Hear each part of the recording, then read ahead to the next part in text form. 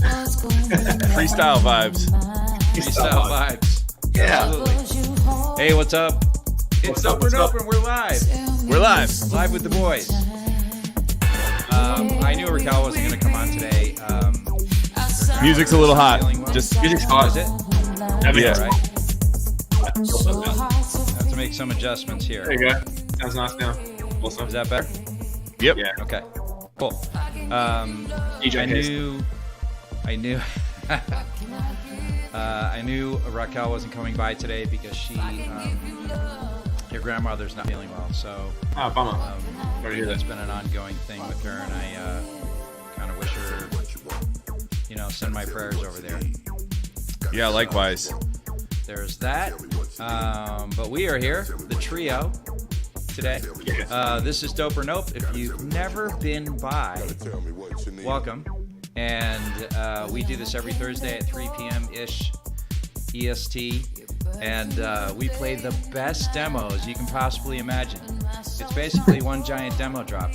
And people have been very kind in sending their music over and letting us share it with you and also share our insights with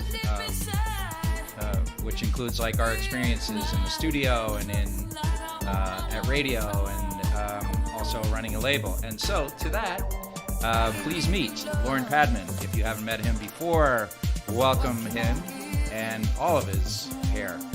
And he is the vice president of Dimmock Records and a great person in the studio. Thanks. Very kind. We've never even been in the studio, Hess, but I do appreciate the thought. We haven't, but we need to. We kind of have, though, to be fair. We've spoken many times about we should change this. It's like, yeah, let's change that, and then we go back to the producers and we've done studio tweakings before of Armin van Buuren, Steve Aoki, big records like that. Selfie, Chainsmokers just invented a multi-million-dollar business. So thanks for These that. flexes. Listen to these flexes. And Nick Dietrich from the Disco Fries. My God, let's start with the flexes, shall we? We're actually going to start with flex. Let's start over here with Nick Dietrich. Disco Fries, Tiesto. Doesn't he have like a number one on a chart like around about now or this month or something? Hess, what's going on? Well, they had. There's a huge delay between your talking and I'm going to go with the audio instead of what your mouth is doing. Good. So yeah, they had a number one with Pieces, with Bingo Players and Bassie on lead, and prior to that, Spiral, which was on their label and part of their production, and hopefully there'll be another one with Lena. That was also a number one. So 2 for 2 in the Radiogram release. Yeah, that was pretty cool. I'm going to refresh because this delay thing is super annoying. That means we're going to lose music. We're going to lose our music after these commercial breaks. Here we go. This is where I should have I got to make a bumper. So when Hess has to refresh, because his internet, because he lives in the middle of nowhere, his internet is terrible, then I could put on the bumper. Yeah, but I'm back so fast. He is back fast. It's true. He's back very quick. It's a super refresh. That music is still hot, by the way. Okay. Just noting. Which is fine, because if you want to keep music that loud, let's play the first demo of the show. Let's do it. And then we'll move into chitty chats about cool shit. Then we'll do some on. chitty chat stuff. All right, so first demo of the day is Mesa and Boss, and this is called Take Me Far Away. You're listening to Dope or Nope, and thanks for coming by. Here we go.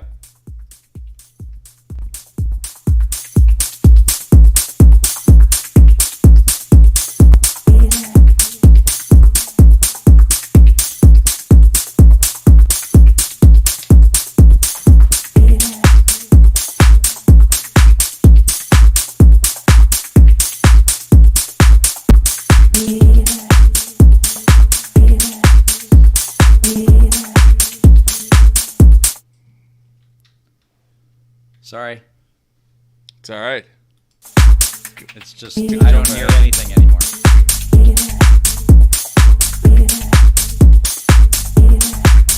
And we're back.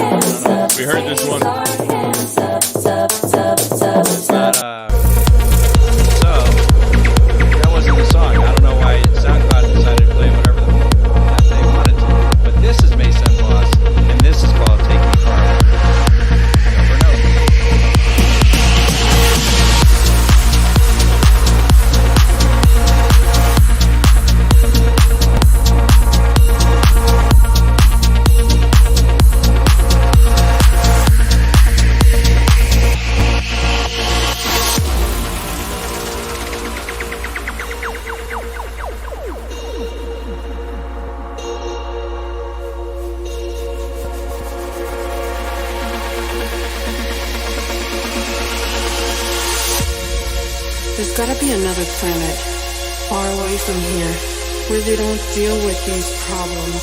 I'm trying to get away from here.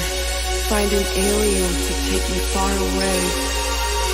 So take me to a place with flower beds and zero problems. I'm gonna move it up. To a place with long stay,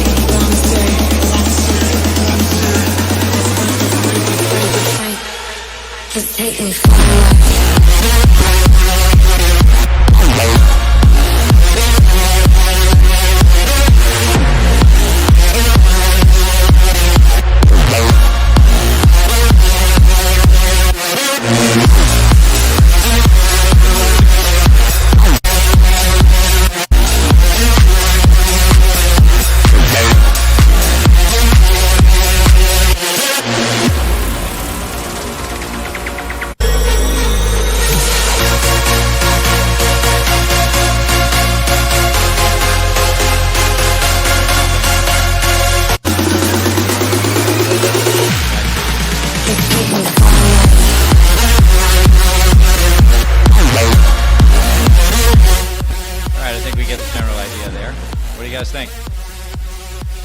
Yeah, I was trying to get a sense of if the track was pushing, but now it sounds like as you bring the volume down, it might be okay. Like if that mix was just pushing too hard. I like the riff. It reminds me of the old record Derb a lot. A lot. That's a good one. I would like to hear this like drop riff connected to the verses or the builds in some sort of way, because it sounds like stuff happens in those builds that is pretty disconnected from the drop. Whether you filter up that lead riff on another sound or you take that same sound and filter it up, that could be cool just to hint at it. But yeah, cool track. I think the hardest part for me was just hearing what that mix sounded like, so I'll have to give it another rinse offline. Okay. Yeah, I might have had it up too hot. You definitely had it up too hot, but I don't know if, to Nick's point, whether that was also designed to be big. If it was, then back it off slightly. Let it be 0, not 0.1. Not +1, +2. Yeah, it felt when the drop came. I wasn't sure if I was surprised that it sounded like a new song, to Nick's point of it not gluing into the previous section, or whether I quite liked that it was a surprise. So it required a listen at proper volume to figure that out. But once it was going, though, I felt like it was a cool idea, but it was one idea. And once you heard that idea for the first 4 bars, you literally heard that idea for the next 16 bars sort of thing. So maybe trying to create some kind of variation for the second half of the drop would be all I would say. It's great. Yeah. Or cut the drops in half. Right? Yeah. Because I don't know. The drop lengths felt okay. It needed some extra element. Like if it was a vocal in the song, you'd put the vocal there. You know what I mean? Yeah. Because the second drop was like different than the first one. Like here.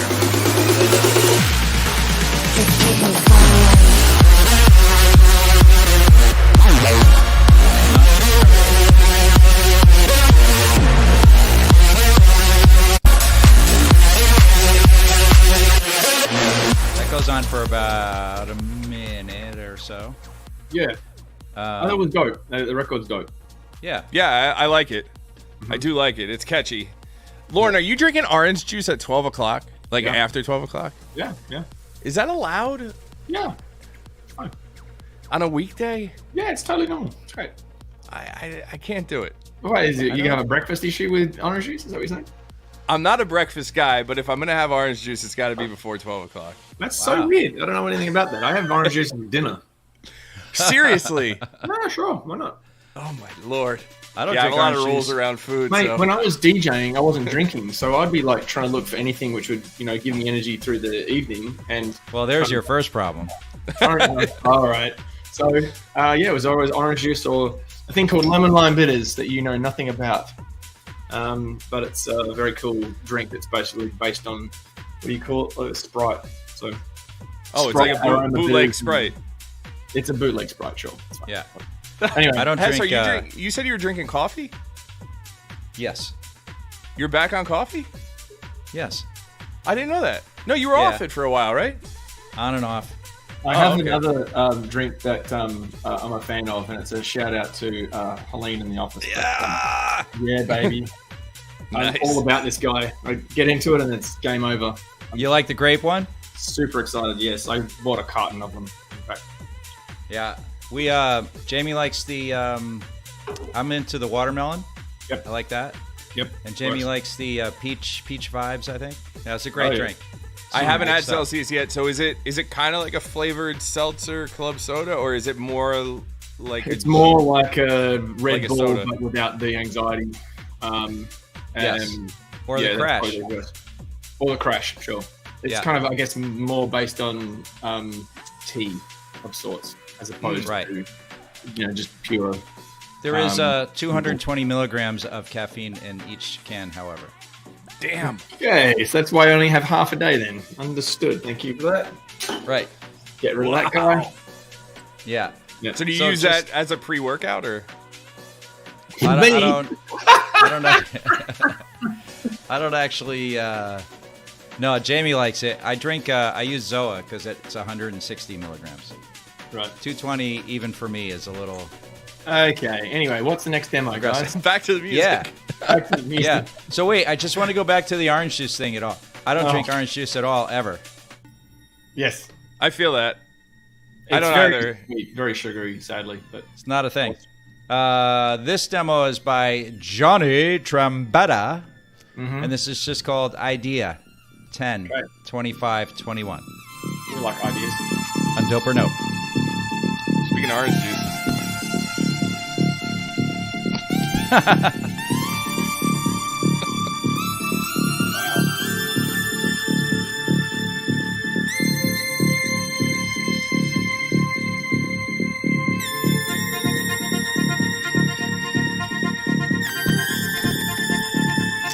This is a long idea. I just want to bring that up.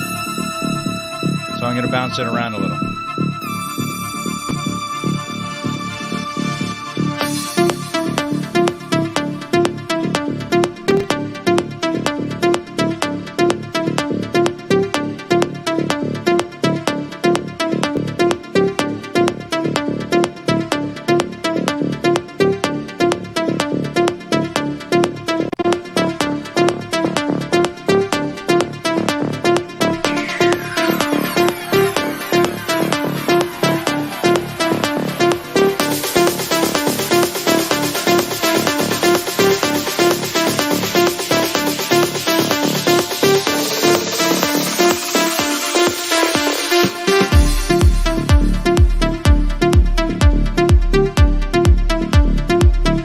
That was a tricky pullback.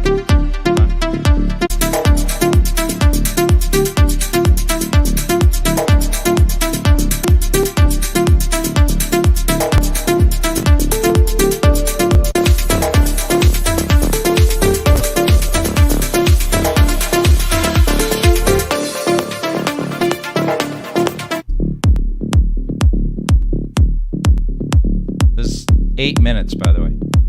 Jeez. Yeah.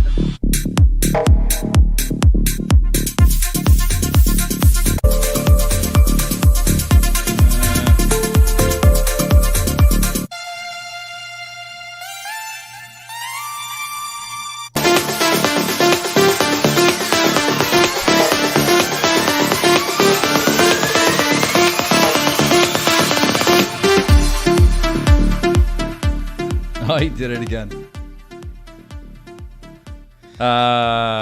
Who wants to go Hess, first? you go first. Yeah, so I think obviously it's 8 minutes, so it's really hard to, I don't know, condense this into into a few comments. But I will say, I would call it ideas instead of idea. It feels like about halfway through. I mean, this is just a long journey. It's a journey. I like the pullback, like the build and then the pullback on the first time. I probably wouldn't have done it the second time, even though that's at like 6 minutes. it's a nice trick, but then build it up again. He pulled it back for the sort of faux drop, but then left it there as a straight line. That would be my only complaint. Cool trick, but then let's go.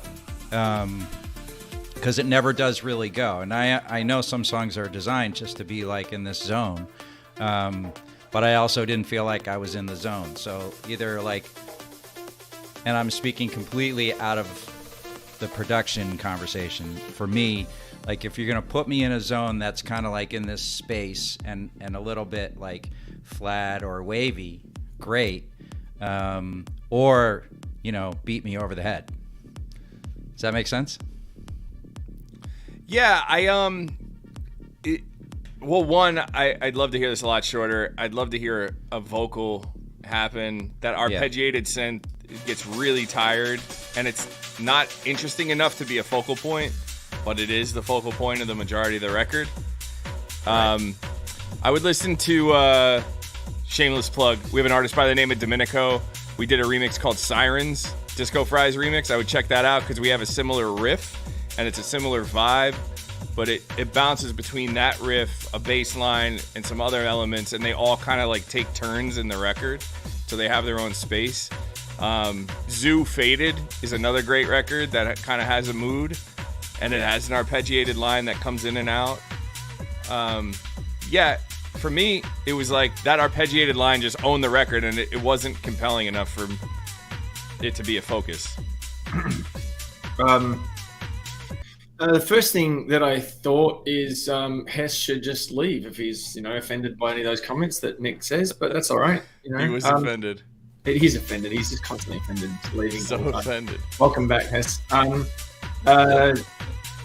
you were going to say that when I left, but my favorite line. So, firstly, I would think, who's the audience for the record? And the audience is very much a underground, long transitions, long mixes. It's a club that's not doing 90-second Vegas changes. They're 5, 6, 7 minute long epic records, which is normally in tech house, I'd say. And I've been to some of those clubs in Berlin and Russia and London, and there's that vibe is correct, I would say, is the first thing. So the arrangement is probably actually correct for those kinds of clubs. However, to both of your guys' points, is that it needs to still feel a little bit more compelling to hold the audience for that long. So all of the things that you said make sense, like some change-ups and adding in some extra elements that create a surprise could work. So if you want to do the big build and then take away for the first drop, but then the next one could come out with like a big foghorn at the beginning of the drop or some big thing that really surprises you. And I think there's not enough ideas yet. However, I did love the additional element of piano that came in quite late into the mix and some extra elements. So just think of some more elements, and I think you're onto something. Yeah. I agree with you. Like, it is a very specific tool. But if you listen to last Friday there was a track called Eternity that came out with Anima, and if you listen to that, and if you're at all following like Tale of Us or any of the shows like that, you'll have seen the TikToks where like there's the video of the robot like pounding on the wall like in a one specific part of the song, and a lot of those type of songs, and this one included, are like this, like really in the zone vibe that I was talking about. But they do have moments in there where they just like grab you by the collar and are like, hey, you paying attention? Okay, go back in the zone. And I think that's when you're doing something that's 8 minutes, there has to be something like that in there for no matter where you're playing it. Yeah, agreed. All right. Next demo up, Alex Dust, and this is called Queerer Me. And you're listening to Dope or Nope. Love Alex Dust. How's the volume? This feels a little hot. It's good? Yeah, we're good.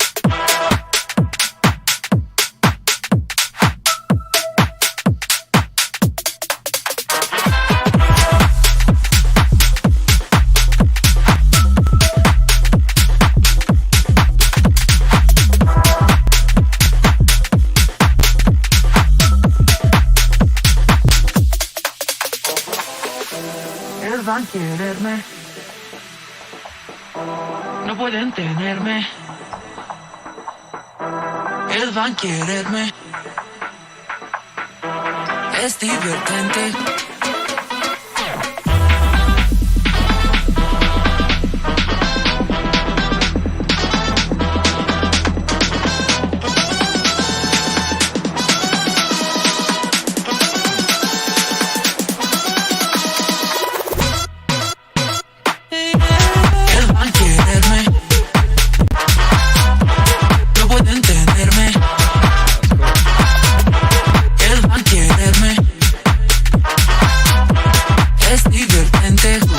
No sé enfermar, no. Ellos van a quererme, no pueden entenderme. I'm gonna play it to the. Ellos van a quererme, es divertente jugar. No sé enfermar, no.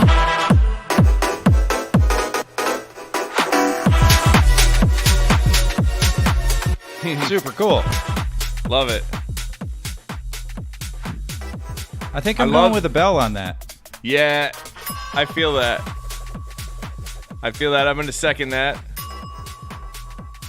3 bells. Yeah, the horns are the obvious thing, but like the groove on those drums is awesome. Really nice. Huge fan. I've written down a ton of notes on it. And my notes are all based on the idea of this song, Killed. It's really fun. It's really funky. I love the trumpets. I love the instrument that I can't pronounce with the wood slider with all the ribs through it. I'm sure it's called a gyro, but I don't know the pronunciation. Gyro. Okay, so that one. And then it just fits sonically correctly to the vocal and the vibe. The whole thing feels like funky Latin house. And it's just great. It's very Spanish in feeling. It's very up and party, and it almost reminds me in some ways of a cool We Speak No Americano record from back in the 2010-ish range. Yeah. So yeah, really cool. Super Only really without cool. the cheese. Yeah, exactly. Yeah, it just feels cooler. Even. Authentic. Yeah. So no, I really like it. Great.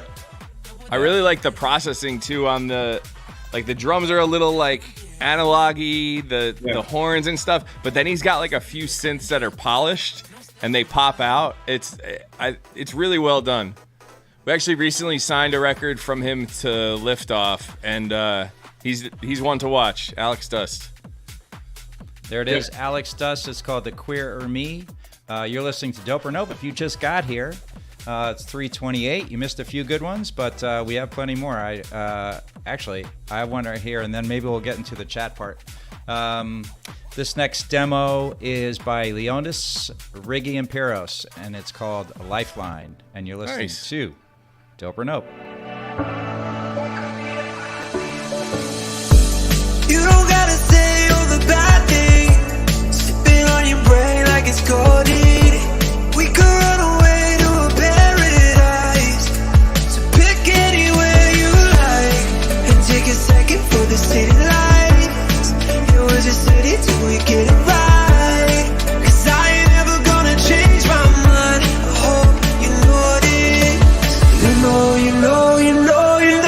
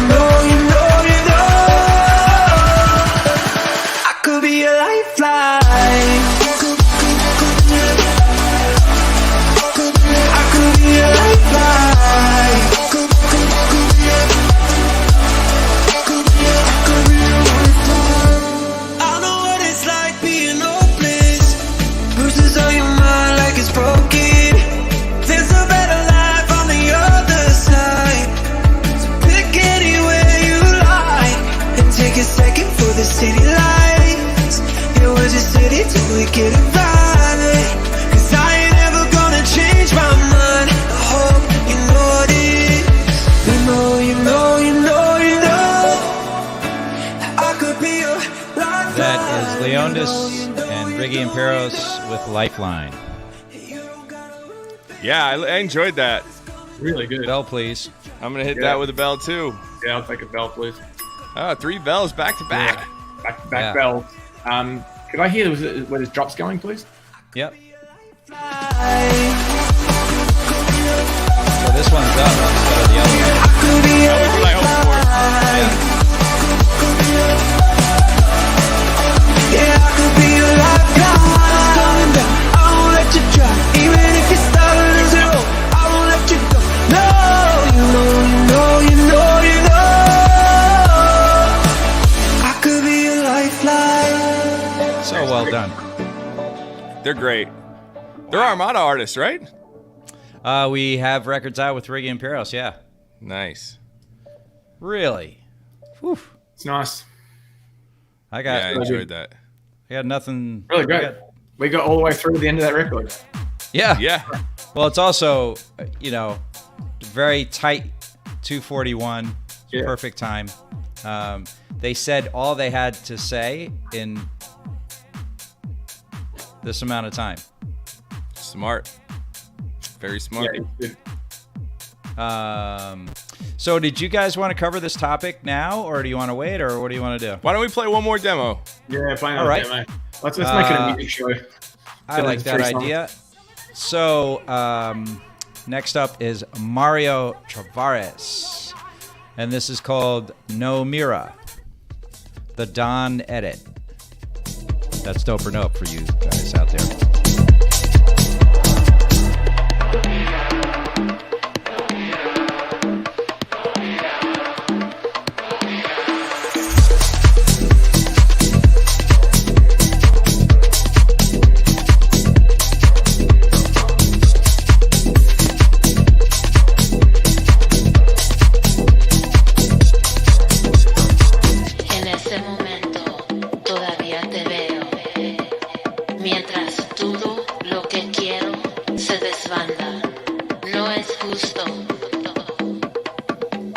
Solamente tengo dolor.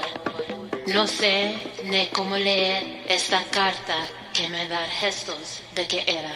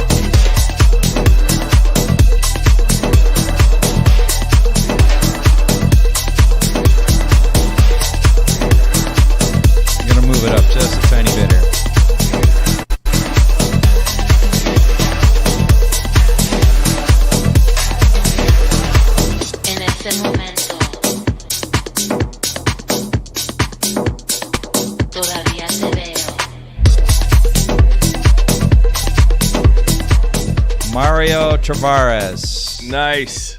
No Mira, M-I-R-A. Many years ago in Miami, I remember seeing a DJ set with Sonny James and Ryan Marciano when BPM had the lounge. And there was probably like 50 people there, and they made it go off for the 50 to 75 people that were in there. And they were playing Drums of Tobago, which is what that record reminds me of. Oh, yeah. Yeah. And it's big. Like I'd say that record that you just played from Mario would stack up in a set like that. 100%. So before we go too far, I'd like a bell, please. Another bell! Right to the bell. I'm going to give him a half because there are things in the build that I felt like could be tweaked a little bit, but he's getting half from me. Yeah, you can take a half from me as well. All right, so you I got really like that two sustained full bells. horn, that Agreed. one part where coming out of into the drop. Yeah, really nice. I had some notes I was writing. Rocking bass line, very cool breaks and kickbacks and moments where it like breaks the groove, then kicks back into the groove. Very cool percussion, really great swing. I love the little sort of low end synth stabs that are in there that keep you thinking that it's like a defected record.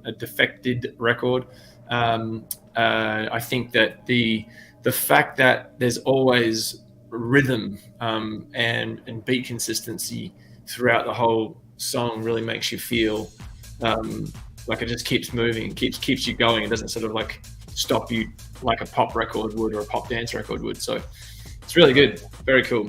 But Nick, you can go on with all of the fixes because I'm sure you're. No, I think you hit the nail on the head. Rimnez also said I would send this to John Summit's label. I don't think that's a bad idea at all. Jonah Perez said bringing the horn in and using it like a pseudo sustain was actually brilliant. I fucking adore that. I know, that was cool. I would have liked to have heard that again. Yeah, agreed. I'd have to re-listen to give us some specific notes, but I think, Lauren, you hit the nail on the head. So keep it moving. Yeah, it's great. I like that. Cool. It's nice. So I'm experiencing a delay again. So I'm just going to go with the audio. So if I cut you off, no, you can. Why don't you? While you reset, I'll talk about our topic of the day briefly, and then we'll jump into it. So every week we've started trying to cover some sort of topic briefly to give you guys some insight into the music business here on Dope or Nope, whether that's creative or it's on the business side. So Hess prompted today, what's going to be the topic?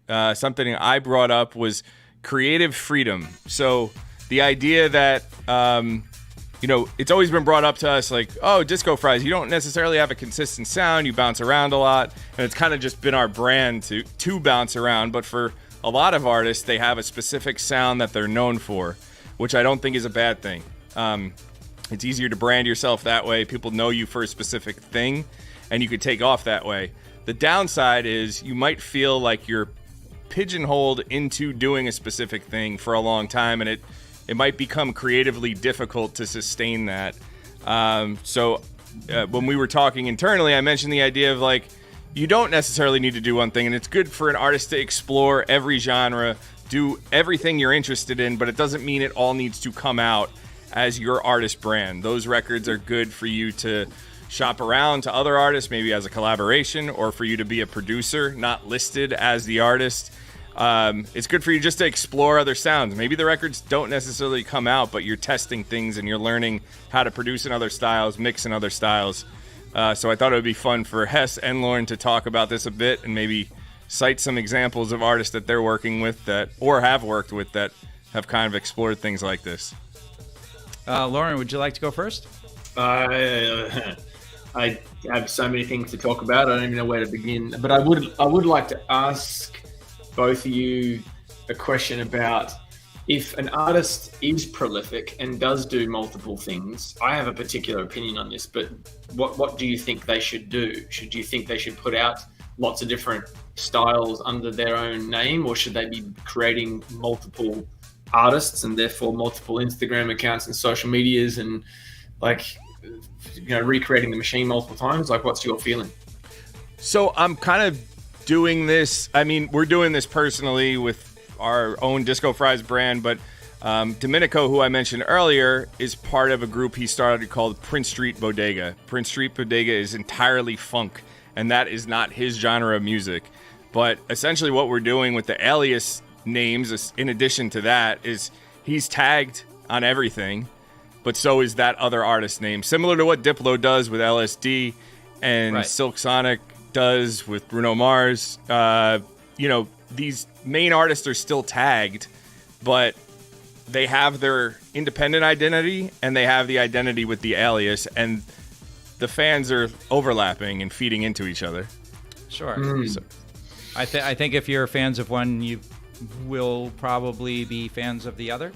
But I would cite, so my opinion is you can like so many things, and you should. And while I'm not an artist, I listen to vast amount of music, whether it's chill or house or techno or, I listen to just about everything. Because how would you understand what is great in the thing that you like the most, let's call it, if you have not tasted the other things, right? So if you want to use food, You know, how do you know like what the best pizza is if you haven't tasted ones with, if you're just like, oh, I have tomato sauce and cheese and that's it, right? But how would you know if that is actually the best if you didn't have pepperoni or pineapple or mushrooms or veggies or any of the other stuff? So I would challenge to say that you're talking about a listening experience as opposed to a creator experience as well, because you need to listen to as much music as you can to get the inspiration and the enjoyment and whatever. But I think that as an artist, I would cite Avicii then as an example of a broad spectrum of putting things out generally under one name. So I've got a couple of stories about this. So one would be, I think if you're a new artist, you need to stick with one sound for some time to establish that sound, and then you can branch off. That's the first thing. So if anyone's thinking about, I'm a new artist, I haven't started, I've got these 3 different genres, what should I do? I would say if you went genre A and then B then C, no, you're not going to pick up any consistent fan base. They're just going to go, wait, last week this was R&B, now it's dubstep, this is horrible. But if you stick with 3 songs or 4 songs in a row of the same style, then the 5th song that you put out that's a different style, everyone's going to go, wow, look how eclectic this artist is, look how much variation they have, and it builds your brand respect, I guess. So my first thing is that. Second thing is, if you create a separate sound, like I was talking to Oliver Heldens about this, we did a keynote at ADE and I interviewed him, so we had to speak about it at length. He has built Oliver Heldens, not necessarily because that was the only sound that he loved or liked. It just happened to be he was putting out lots of stuff. That one stuck and he stuck with it. But he said, but I really do love tech house. I've always loved tech house. So I was like, what do I do here? Am I now only the house, Jack and House disco guy, or can I go to the sound that I love? So he created a second alias called Hilo, and it's the number 3 artist tech house on Beatport in the world, at the same time as Oliver Heldens, and has strategically released things along the way to keep cool in that scene and not be disrespected in the tech house scene whilst keeping Oliver Heldens going. And that's just a fascinating story which I can speak to another time. But I think that for the initial question was something about creative control and labels and things. If you're peeling back to that, I would say I have a saying that I use with people that I work with, which is I have a very strong 49% of the vote. And I am willing to be outvoted the 51% because ultimately it doesn't come out as artist and Lorne Padman. It's coming out as artist, and you have to stand behind it for your life. So I'm here to help, and I'll push, and I'll give you all the advice you want, but ultimately it's your song, it's your car that you're driving. So I think you need to find a label who is going to give you that kind of level of creative freedom where they're helping and they're assisting, but they're not necessarily saying, no, you must wear this and you must do that, because then you're kind of being controlled. I think if a label, just to the label side of that, 100% agree with you there. And I think if and also I do that from the management side, that ultimately it's the artist's decision, right? Yeah, but our goal as label people or on the management side is to provide a series of opportunities and insights to where they can make the best educated decision for them, right? So, and then there's always the variable. You can always say, like, if you do this, and this will happen, or that, and that will happen. And like maybe either half of that's going to happen, none of it's going to happen, or 75 to 80% will happen. But you can't call that. To the naming part. So I have a little story. It's a funny story. Way back in the late 80s, early 90s, for those of you listening who were alive, and not in diapers. So there was a guy named Roger Sanchez who was on Strictly Rhythm, obviously world renowned now for his house music sound. So he had created, he did Love Dancing under the alias of the Underground Solution. When I was working at at Arista Records, I was like friends with all the guys, and like I lived in the city at the time, and they were Billboard reporters, so I had to go like either check them out or go to the studio. Wherever they were, I went.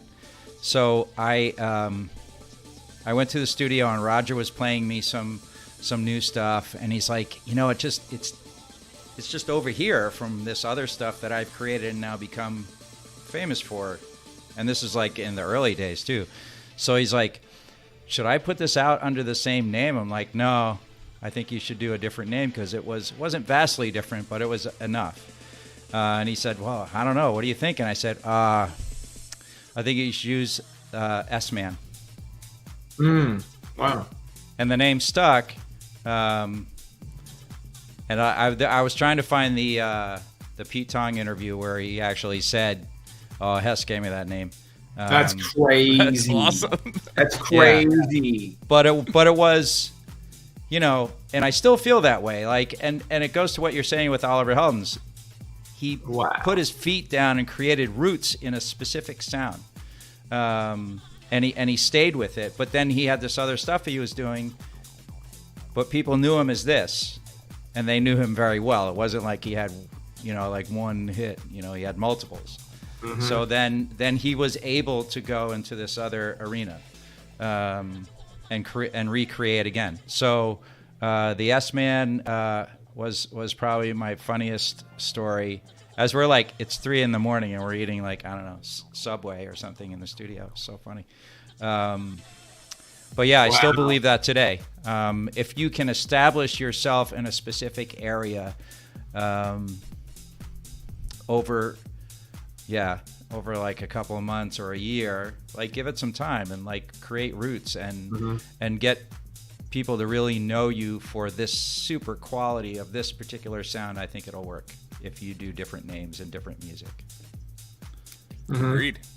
So on that note, let's roll into some more music. All right, let's go. This is Kazaa, and this is called Every Day, another Dope or Nope edit. I love this. Here we go. Good.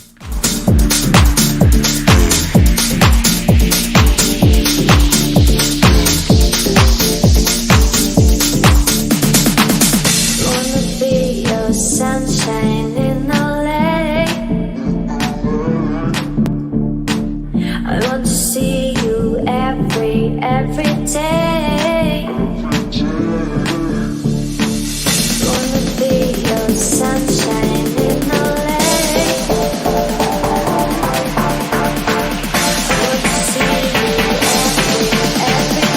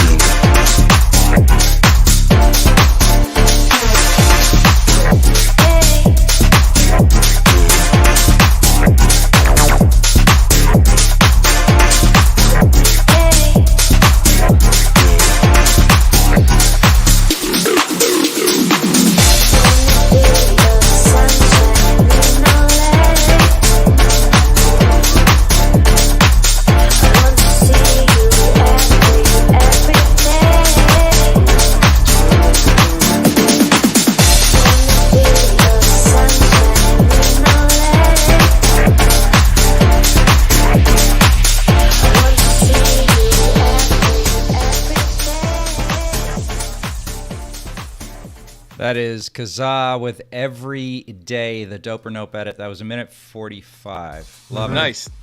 A lesson in how to deliver a Dope or Nope track. Yeah. I think under 2 minutes is a win. I didn't even have to touch that one. I was like, yeah. Can I go with that one? Yeah, please. So I was wishing that every 2 bars, that the second bar had some piano in it in the first half of the drop. I was like, oh, damn, I really wish that would resolve more.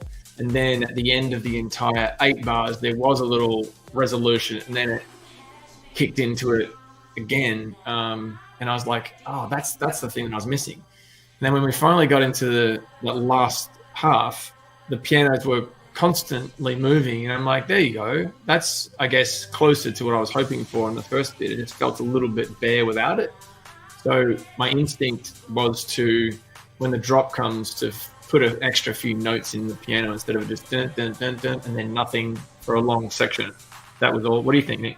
I think, to your point, maybe if you flipped, so instead of it being like sparse to begin with and active later, start it with the more active piano and then go to the sparse piano. So maybe you mix out after the first drop and it's more sparse, that type of thing. Yeah. My thing was more on the mix side of it. Like somebody mentioned, the high end was like a little hot, or like the hats were hot. I feel like in the 3 to 5K range of the drums in the EQ, you could carve it out a little bit. It's a type of record. I have these all the time and finish my track when we do projects where it's like I have a hard time cranking up the song because it's so hot in one area of the EQ that you can't turn the volume up or it'll just be super harsh. So in a club, obviously, that's going to be exaggerated even more. So you'll want to dial that back. Got it. Yeah, cool. I thought this track was really good. Like, I did too. Great. Super cool vibe. A tiny bit repetitive, I think, to what Lauren was saying. But I thought it was really cool in this one section. I was like, did he just drop like a techno right there? Did you hear that? I was like, all right, that was pretty cool. Can you jump back to that really quick? Just a few beats before that. Yeah.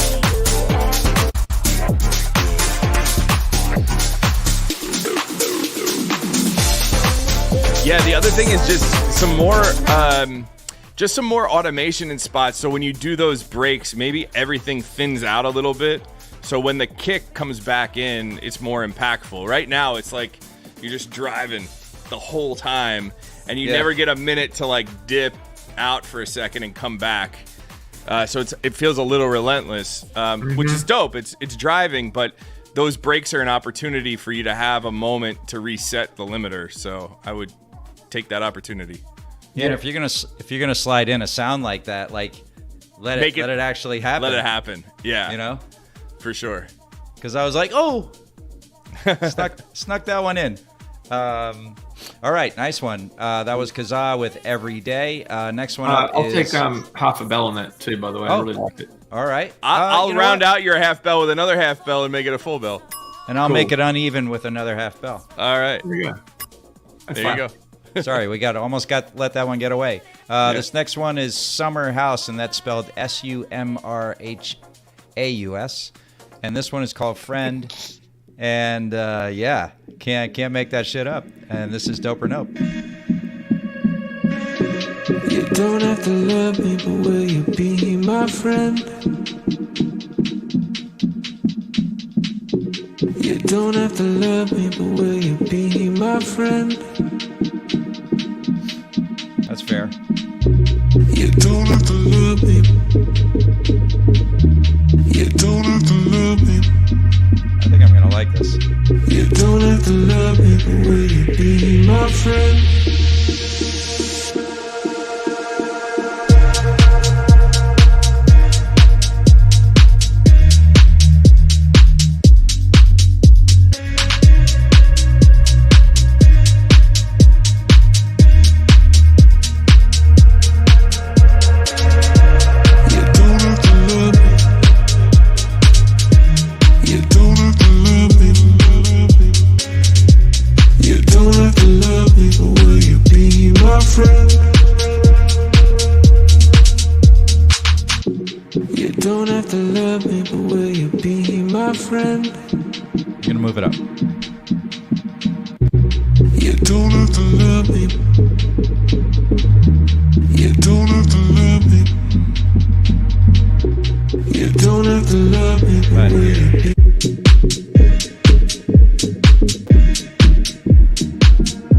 Summer House with Friend. It's missing an arpeggiator. Massively. You took the words out of my mouth. Sorry, bro. It's pretty obvious to the production heads in the room. Probably it's missing that element of 16th note feeling where you could actually just filter it in and out. Honestly, it doesn't have to be there the whole time. It can just like filter in and out like a wave, like as if you're like driving past something, or a helicopter's like driving overhead, or like an ocean feeling, just something that flows in and out a little bit more. Because it's just, Hess was right. I was really going, oh, this is going to be great. Something's really going to happen, but it didn't. It didn't. But it wasn't broken. There wasn't something in there that like, oh, this is horrible. It feels like an opportunity to add things to it, to build it into what Hess was hoping for. Yeah, 100%. I was like, son of a bitch. Yeah, right. I did, because the door opened and I was like, yeah, like cool vibe, nice setup, like really, really great way to say, come on, man, check this out. This is gonna be good. And then yeah, it was a missed opportunity, and then the same thing happened again. So all I would say here is, wow, what a great start. And then what you guys said on the production end, to me in layman's terms, was you had me, and then you let go. So there was, off of that, I heard there was two things that, aside from the arpeggiator missing, that jumped out to me. I think there's the whole record is kind of in the middle of if you look at the octave on a piano, it's like right in the middle of the piano to the low end of the piano, and it doesn't have anything sparkly happening up top at any point. And there's an opportunity for the arpeggiator, but also just some like bell ambient things to happen in spots up there. Right. The same kind of goes for the drums. The drums are really muted, and if you had a couple organic layers in there, just quirky sounds, with something at that tempo, there's a lot of space and there's room to do cool stuff in the percussion, but it's kind of just a really simple beat right now, which is fine. It moves, but there's nothing that has character in the percussion or the drums. So maybe take a look at that too. Right. Just a couple of notes. DoperNopeMusic.com. Thanks, Lauren. Quick shout out to everybody who's here, because I don't think we did that yet. A lot of new faces I'm seeing. To the regulars, Boogie Hill Faders, DJ Spawn, Rimnez, Jonah, who else? Barkins here, John Greenfield. A lot of some new names I haven't seen before, which is kind of cool. This is Dope or Nope. We do it every Thursday, 3 p.m. EST. We are given access to some fantastic demos and new music unreleased and works in progress, all of those things. And we're trusted with playing it to you guys and providing a little bit of information to finish them off. Have we not mentioned Finish My Track yet? We haven't. Oh, we have. So close. We almost got a whole hour. 3:58. Jesus. We didn't mention it one time. Come on, I'm like a built-in sponsor. I'm on the show. So let's go back around again. No. Everyone, this is Nick Dietrich from Liftoff Recordings from the Disco Fries and Finish My Track. FinishMyTrack.com. FinishMyTrack.com. Thanks, Lauren. If you're looking for a helpful hand, one-stop shop right there. And if you're looking for ideas, man, to create a good company that would be that helping hand, then you have me. Oh my god! And that's Lauren. That's Lauren Padman right there, Vice President of Dimmock Records, patting himself on the back really hard. Yep. Right. If we ever go public, you'll be at the NASDAQ, just hitting the hammer, ringing the bell. Dang. All right, we do this for an hour every Thursday. Like. We'll give him an egg bell. Right. I'll take any bell. We need that long sustained one, actually. The bong. Ooh, yeah. Yeah. So I think it's fitting as the last demo of the day that we have one by Rimnez, and this is called Yeah. I don't think we played this one yet because I didn't have it. Wow, we got a lot of. You know what? Can we do one after this? Because I see. Yeah. We didn't get a Boogie Hill Faders in last week, and I see one here, so I'm going to bring that up. Just give me a second. I'm going to play this, and I'll get that one queued in. This is Yeah by Rimnez, and this is Dope or Nope.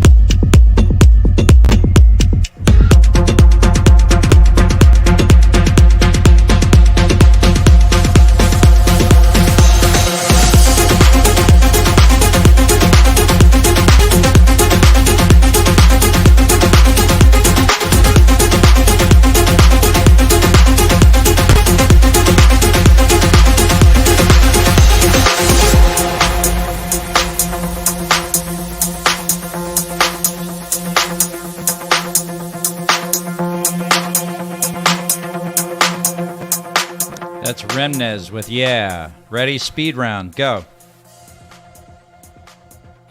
Pick you're up. I'm up. I do think this might be an older bounce from Rimnez. I did give feedback on this record already, so I remember hearing this one. Oh no, really? Yeah. Bummer. I don't remember this one. Was it on Finish My Track you heard it, or? Maybe. Anyway, keep it moving. Yeah, I think that it stretches a little bit, takes a little bit while to get going, but it's a really good vibe. Very cool groove, very epic. Even right now, the build, the tension that it's creating, getting to a big, powerful, epic main room drop. It's great, and especially that it can control that much attention without a vocal is really impressive. Yeah. So what was that thing you were saying like the last 2 weeks in a row, or was like the pressure, like a pressure? Yeah, cooker, it's a right? pressure track, but it's not. It just lands, and it's got a really nice, soft, Dirty South-esque kick, and it's trying to be really big in the synth. And yeah, I can imagine it doing really big in a main room.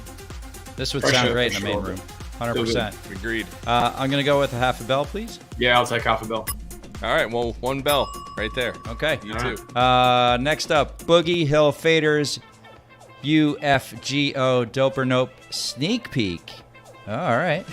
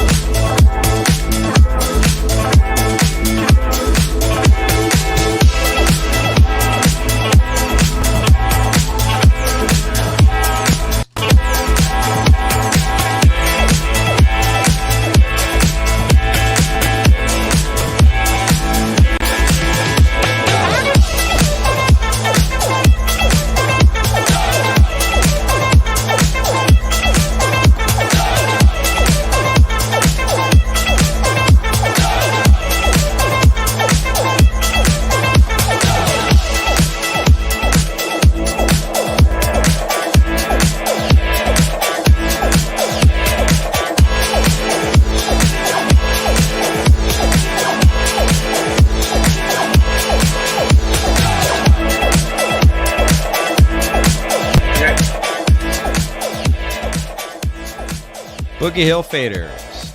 Got the idea. I would say it's to the positive. It's got really nice kick percussion. I love the guitar. That melody's really nice. The guitar's a really nice sound. To the constructive criticism on it, I would say that it feels a little bit repetitive. It feels like there's not enough ideas to make it compelling. You could use some snare rolls in there to create some tension into some moments, maybe some filters as well. You could even just keep the drop and literally filter it with a low pass and put something else over the top of it. It's a good demo. It's a good, solid, hey, I've been working on this week. What do you think of it? Let's keep working on it sort of thing. I'd be like, sick, great start. Let's go. Yeah. Nick. I would echo that, and I mean I just love Boogie Hill Faders. Their stuff is consistent. That's a good example of a group who's stuck with a sound, dug in. We've watched them go from like 50 monthly listeners on Spotify into the thousands, and they've done it with consistency. So just a good example to look at. But in terms of the record, I love the vibe on this, and I oddly like that the guitar goes out of tune in spots. It's fun. It's a good one. Yeah, I'm with Lauren on this one. I like it. I do think it's a little repetitive. Yeah. Yeah. All right, that's it. Really good record, good start. Looking forward to hearing once it's a finished, fleshed out thing. But I think I'd say it's like 50% there, maybe 60. Yeah, bring it back. Next up, Bad Monkey with Spy. Right here on Dope or Nope.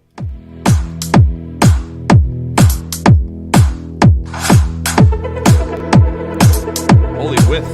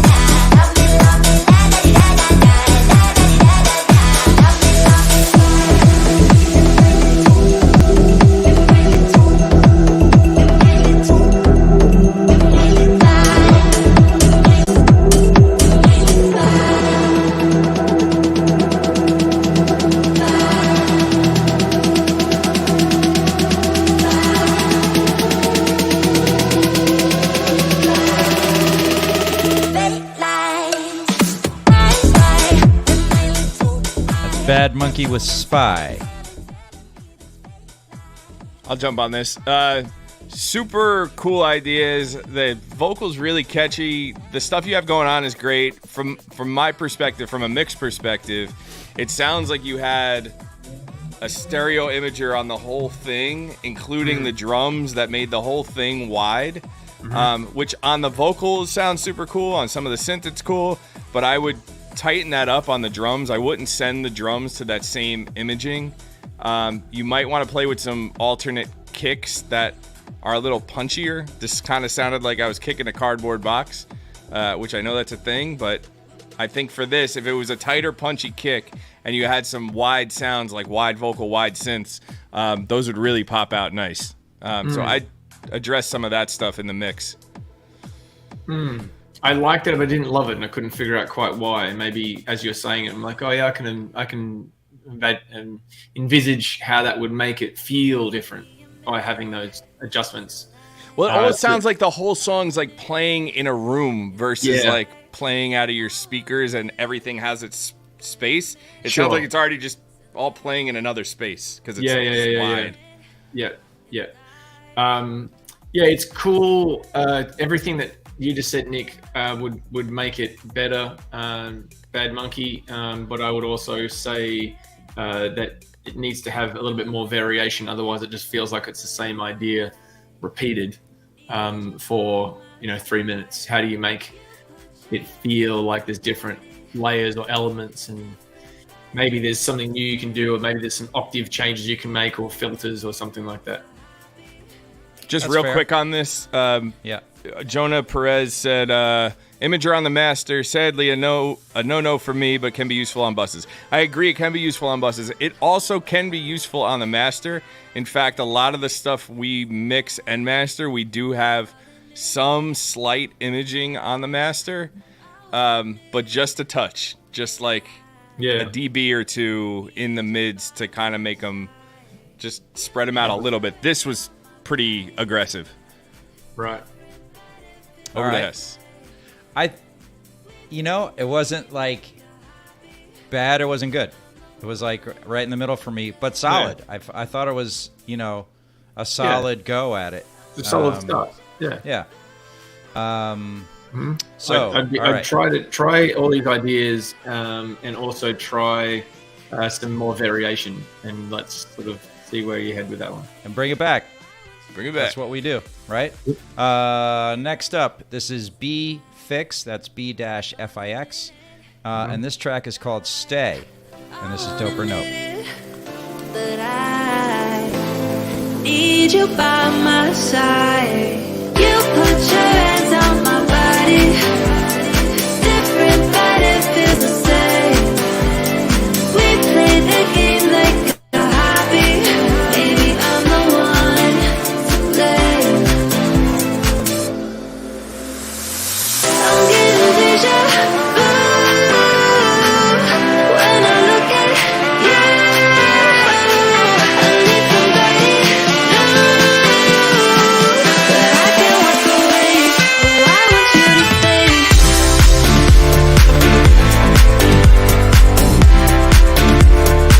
Oh, I want you to stay.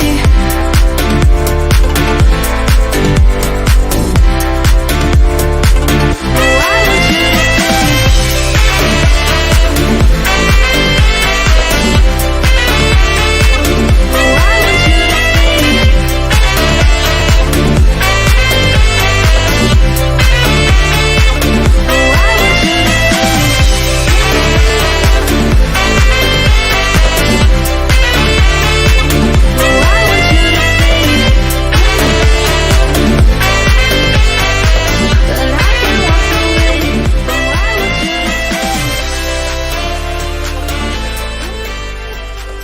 That's B Fix or Brian Jones, and that's called Stay. Lorne, let's hear it. The lyrics are borderline cheesy. I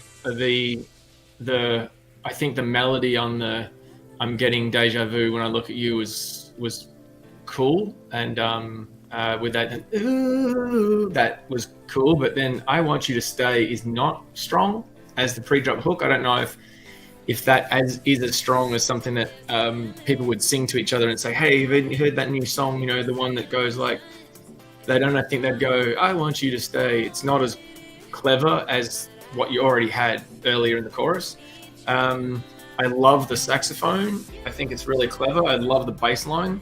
I don't love the chords going down constantly. They do that every 2 bars, and I think it would be better if that was at the end of a progression of 8 bars, but the rest of the whole melody needs to feel more up, not down. So I would try to make it not sort of fall away constantly, but use that as a variation at the end of an 8.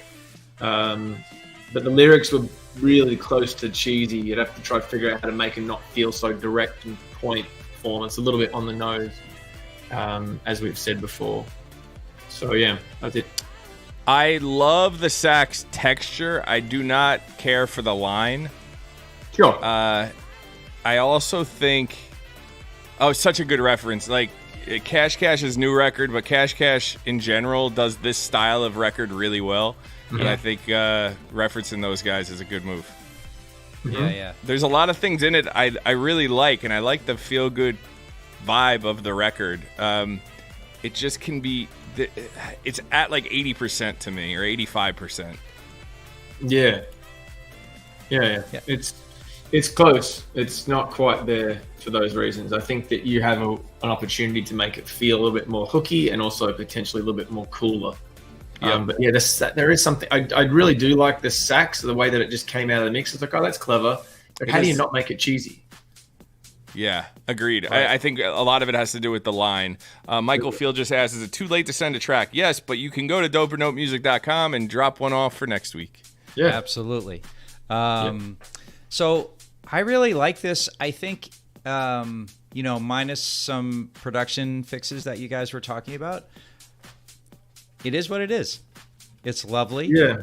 It's if I were to listen to a bunch of songs from the same artist, I'd go, that's a very nice album track.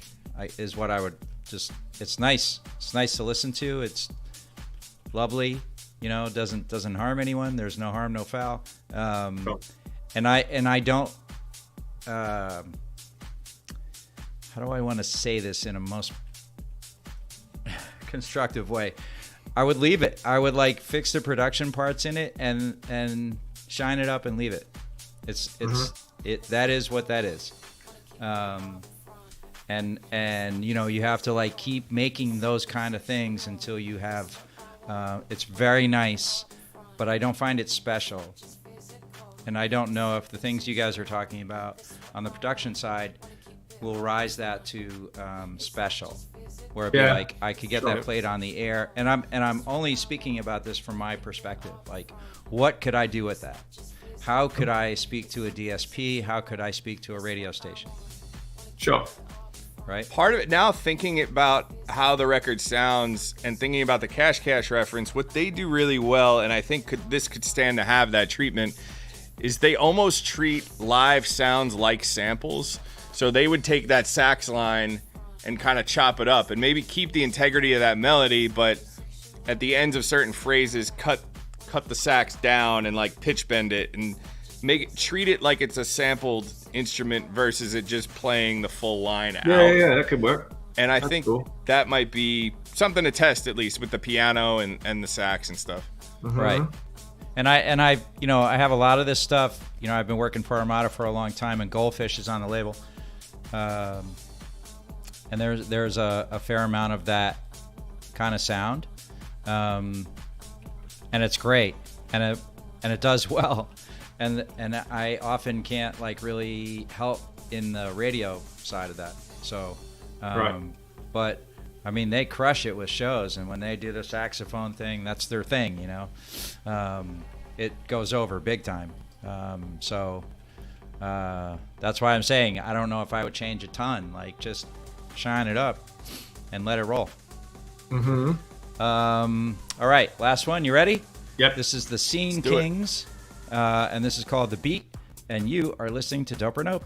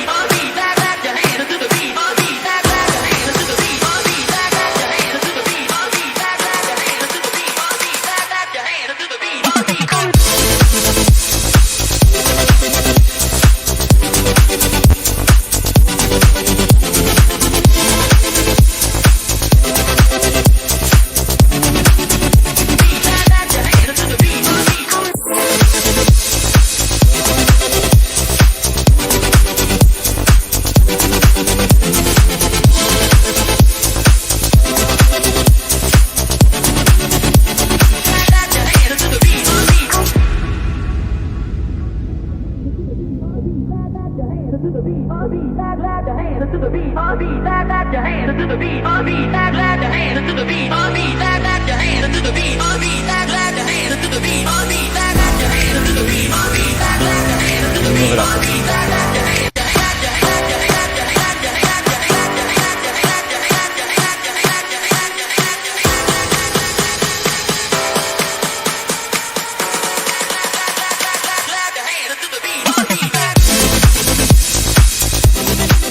So just a note on this one, they had in the comment section, the vocal is a whip, just added for reference. And that's the Scene Kings with That Beat. Who'd like to take that? I'm trying to go ahead, Nick. The vocal definitely threw me off.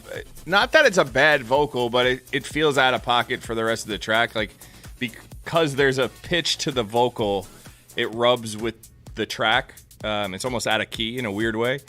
I also felt like the drop was cool when it hit, but it wasn't totally glued in. Part of that had to do with some of the chord choices that you went to during it. Part of it had to do with the mix. Like, there wasn't a lot of low mids to connect it. So it almost felt like there was the drums, there was the bass, and there was that synth, and they weren't all married together. Those would be my two main notes. It all felt like cool ideas, but a little disconnected and not entirely glued in together. Mm-hmm. Mayo? Go. I think there's a lot to talk about this. It's just going to go in and out of positive, negative. The bass line, I think, let it down. The bass line felt very what we used to call Euro pony. I don't think that I love that at all. I think the crash, you're putting a crash every little while, which is very clever, but the crash should be shorter, and you should also underneath put white noise instead, so you get that organic start and then the longer tail. If you want to keep a longer tail there, which you should, white noise will be the vibe and the way to go. I think that when it goes to nothing at the drop and it filters up, it feels uncomfortable, and people are going to be looking around. It's not a clever idea to go to zero very often, especially for such a long time. And then it lay it up for what was either 4-8 bars, and then at the end of that, there's a vocoder that started, and then Hess, you said, I'm going to forward it. I think that vocoder should have started immediately at the drop. So it goes to basically closes to nothing except for like a vocoder that's just half there with everything which is filtering up underneath it. That would make that moment feel a little bit less uncomfortable. However, props to all of the filter usage.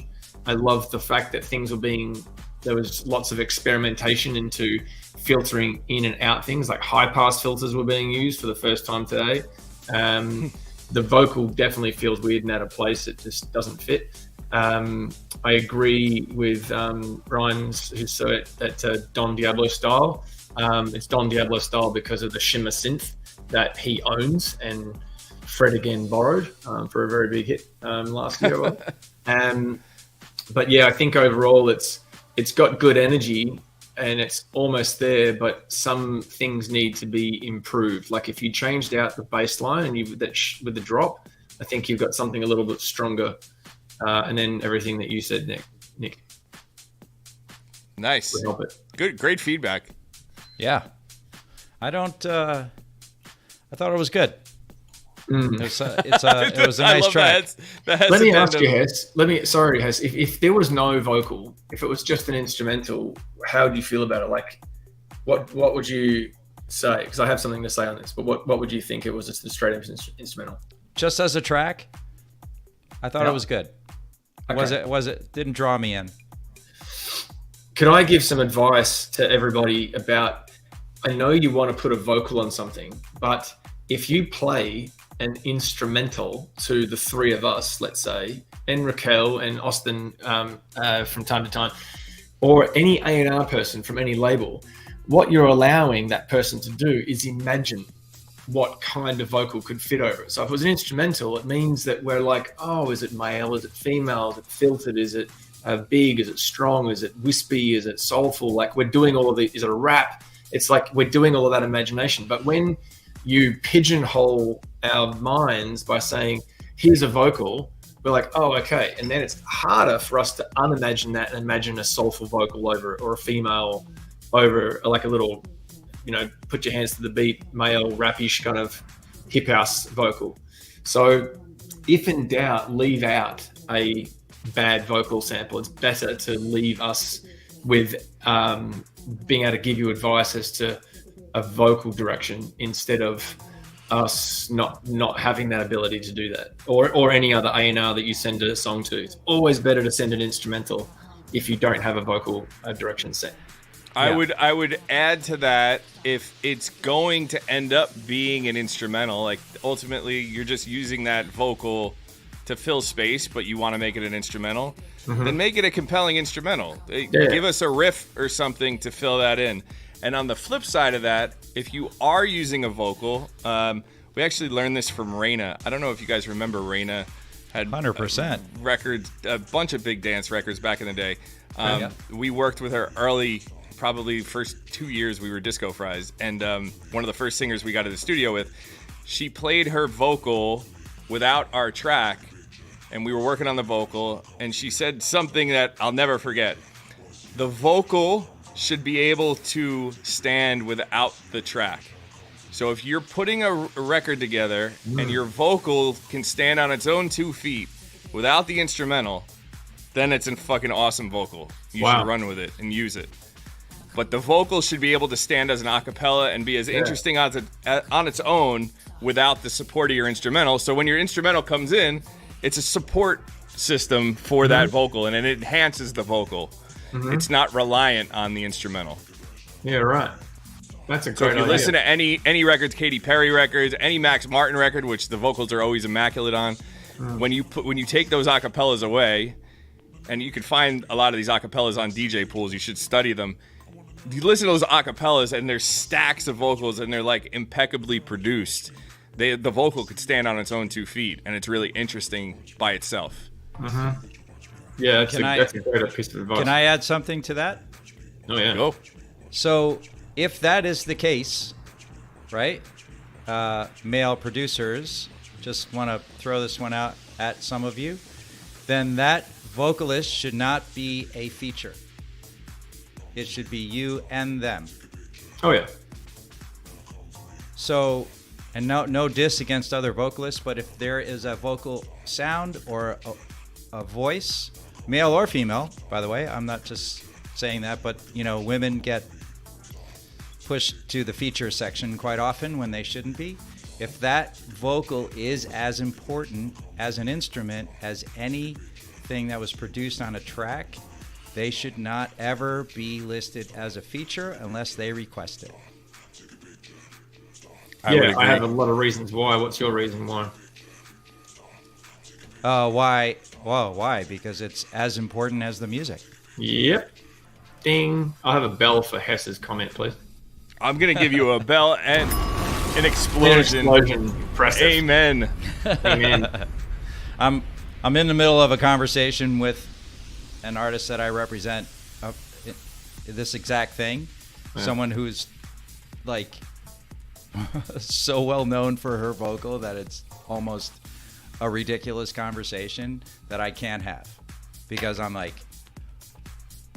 I don't even understand the idea that this is not. It's a selfish idea, and it came out of the 90s and the early 2000s, and it's selfish as shit that somehow the producer has become the hero as opposed to the actual musicians and the vocalists. And if you wind it back to the 60s, the 70s, the 80s, before electronic music was really happening, it'd be Steve Lillywhite and Brian Eno producing for U2. They didn't have their name, featuring U2. It was always them. Correct. On the back end. But now the producer is producing their own thing, and they've got their name at the front. And then they want, Trevor Guthrie to come on and be a feature as opposed to an end or whatever else, when Trevor is I'm just a really rocking Canadian rock vocalist, and sure, I'll collaborate with this other style I haven't heard of. Why am I being minimized?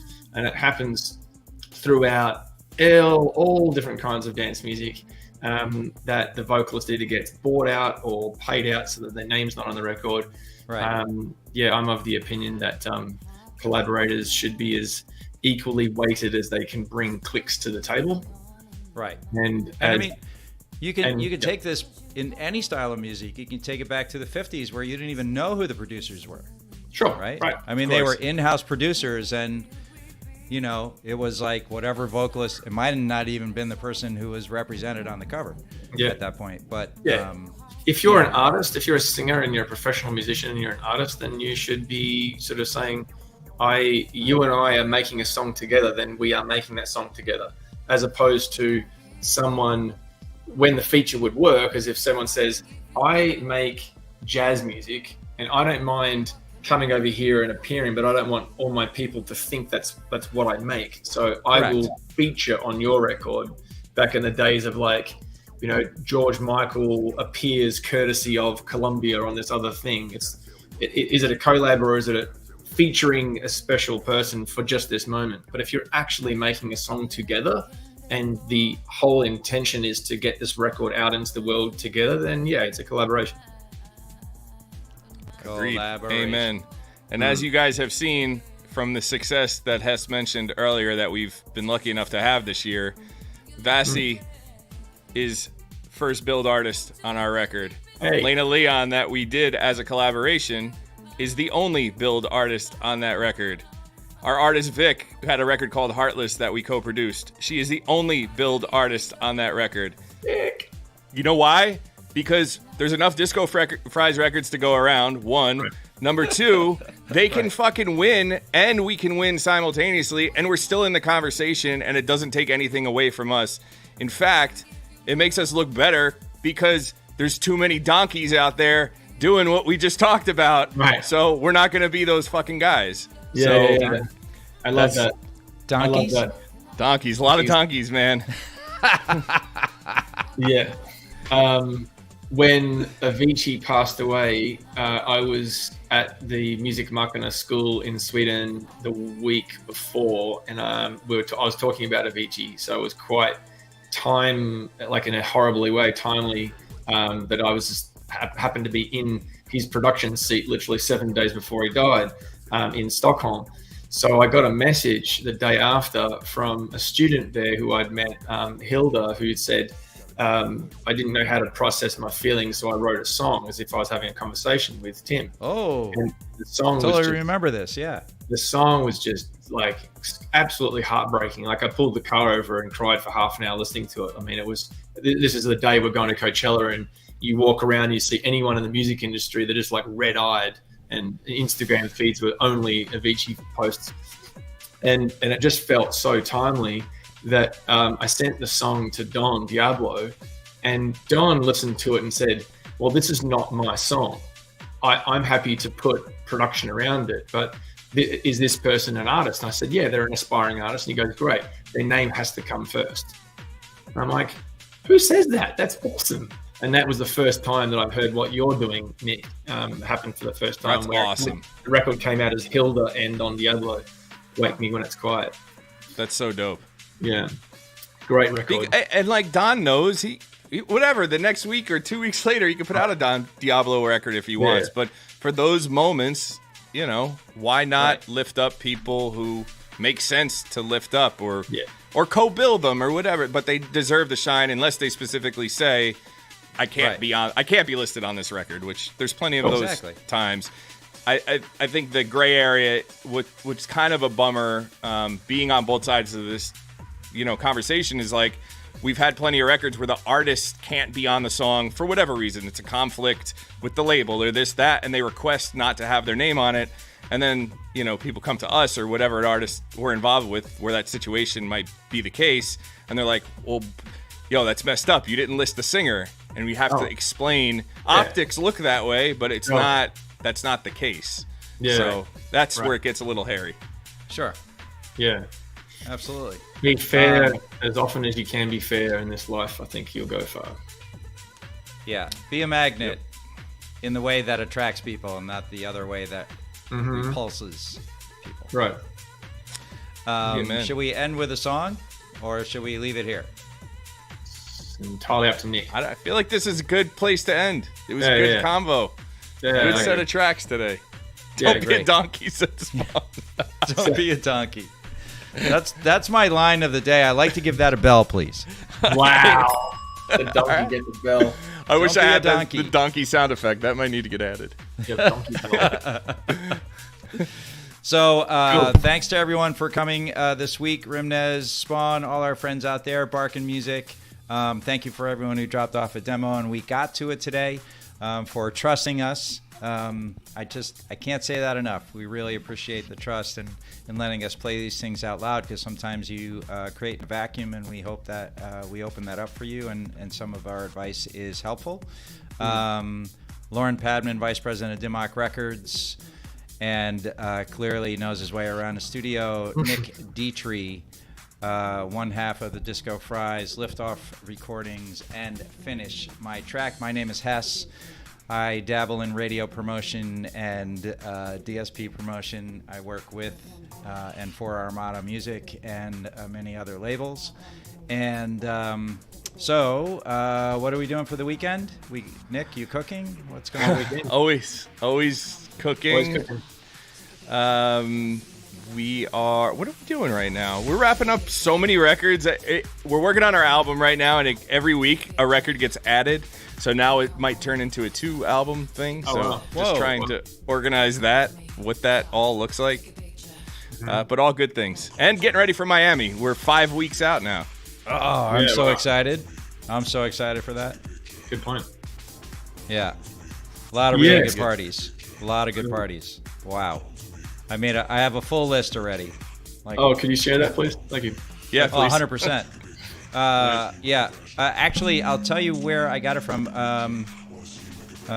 What's it called? EDMtrain.com. How does everybody get a list of all the cool parties, Hess? Right. So if you go to, this is where we had a big meeting yesterday at Armada about, because we're going to have 12 people on the ground. Wow. That's wild. EDMtrain.com. If you go there and you choose your city and then you scroll down to the dates, this is a very comprehensive list of the parties that are happening. Doesn't give you access to anything, but at least gives you a shot at making a schedule. Super cool list. Check that out. Yeah, So there's the need to go to parties, and then there's the want to go to parties, right? I have 2 different lists. Gotcha. I have 3 for me. Wednesday, Thursday, Friday, and 4 Saturday. I'm gonna try to leave with Get Lost on Factory City, which starts at I don't know what time and ends at I don't know what time. Because I'll be headed to the airport on Sunday morning. So, and then I have a lot of stuff, Loud Luxury's playing, Hollywood, Hamilton's doing the EDM Awards. There's so many cool things going on. So, but the parties are on that list. Check it out. Yeah, we should definitely talk about what we're doing. Cool. And Lauren, what are you doing? Tennis? What's up? This weekend? Tennis, catching up on a ton of emails and building my home studio. Let's go. Nice. Oh, let's go is right. Almost. Yeah, I'll be in the gym and playing with the kids. There you go. Nothing wrong with that. This weekend, I might be installing some outside lights again. Fun. Again? Yeah. Wife's like, it's not bright enough. Of course. Like, we live in the woods. Volt. Check out Volt Lighting. Okay. Volt is the brand. And I'm not sponsored by them. I wish I was. Fantastic outdoor lights. Nice. Thank you. Don't forget to hug someone you love. It's never too late to tell them how you feel. Be safe. And we will see you next week. Where's the raid? And speaking of awesome women in music in general, we're going into DJ Amber D. So 10 seconds, you'll be over there. Here we go. All right.